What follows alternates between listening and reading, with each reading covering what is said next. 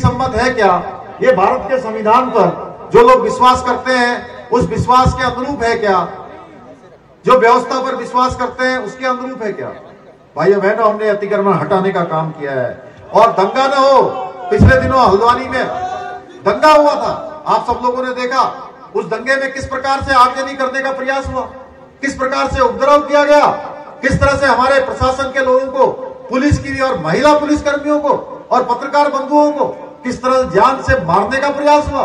भाइयों बहनों, हमने कहा कि अब उत्तराखंड में इस प्रकार की घटनाओं की पुनरावृत्ति नहीं होगी। और जो भी आपने देखा होगा जिन्होंने दंगा किया उनका हाल आपने देख ही लिया होगा, वो सारे के सारे जेल की सलाखों के पीछे हैं। और भविष्य में कोई दंगा करेगा, कोई सरकारी संपत्ति को नुकसान पहुंचाएगा, निजी संपत्ति को नुकसान पहुंचाएगा, तो उससे एक एक पाई का हिसाब उसी दंगाई से लिया जाएगा भाई बहनों। और भविष्य में इस प्रकार की कोई घटना न हो, इसका पुख्ता इंतजाम कर दिया है। धर्मांतरण कानून हमने लागू किया।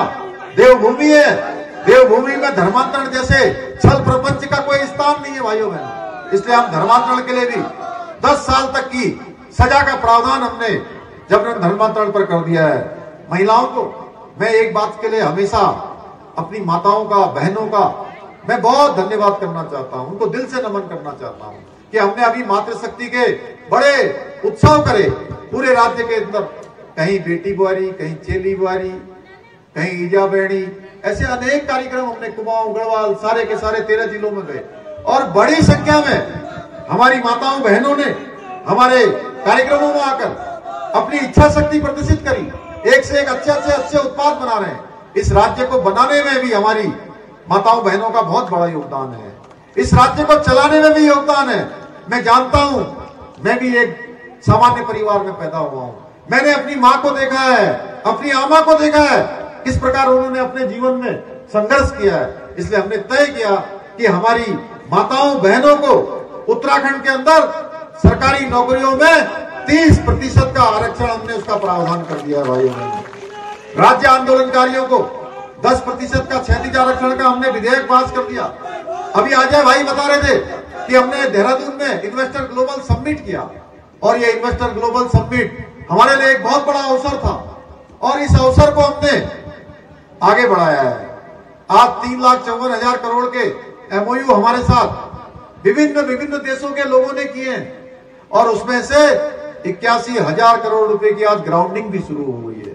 भाइयों बहनों, इसके पीछे भी हमने एक जो सबसे ज्यादा हमने कहा है भाई, हम आप आइए हमारे यहाँ उद्योग लगाइए, है ना, आप यहाँ इंडस्ट्री लगाइए, आप अपना निवेश करिए, लेकिन हम उस इंडस्ट्री लगाने वाले को, उस निवेश करने वाले को सबसे ज्यादा प्राथमिकता देंगे, सबसे ज्यादा NOC देंगे, सबसे ज्यादा उसके लिए सब सुविधाएं देंगे, जो सबसे ज्यादा मेरे भाई बहनों को अपने घर के पास रोजगार उपलब्ध कराएगा। जो ज्यादा से ज्यादा रोजगार देगा उसको हम यहाँ पर जो है सभी सुविधाएं देंगे। ये ऐसे निर्णय है भाइयों बहनों जिन्हें विपक्ष ने पहले उनके अंदर इच्छा शक्ति न होने के कारण से, जिनकी सरकारें रही है, उन्होंने हमेशा ठंडे बस्ते में डाल रखा था।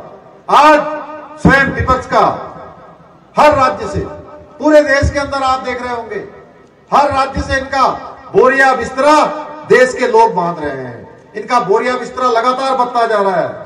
आप जानते हैं, आज आजादी के बाद जिन सरकारों ने इस देश पर सबसे ज्यादा समय तक काम किया है, उन्होंने हमारे देवभूमि उत्तराखंड जैसे राज्य का भी नामो नाम निशान, राज्य की पहचान को खत्म करने का भरपूर प्रयास किया है। कांग्रेस की सरकारों ने हमें जो दिया उसे आप और हम कभी नहीं भूल सकते। कभी आपातकाल तो कभी घोटाले, इन्होंने ये काम हमारे सामने दिए, ये चीजें हमको दी। कोई उपलब्धि नहीं है। इनकी उपलब्धियों की बात करें तो इनके काले कारनामे हैं, काली करतूतें हैं, भ्रष्टाचार है, तुष्टीकरण है, परिवार